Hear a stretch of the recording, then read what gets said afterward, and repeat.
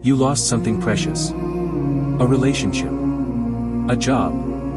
A dream. And you wonder, will my life ever feel good again? Allah answers this question directly in the Quran. In Surah An-Nahl, Allah promises,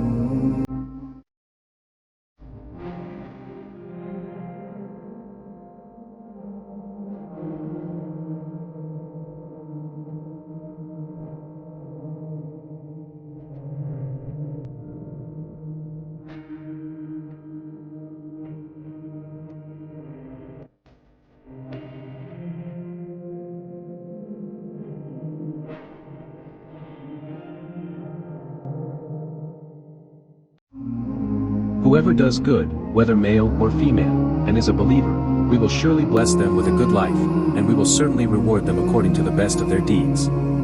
A good life doesn't always mean luxury or riches. It means peace of heart, contentment, and blessings in ways money can't buy.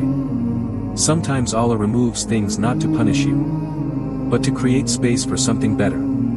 He knows when you're struggling silently. He sees the sacrifices you make for His sake.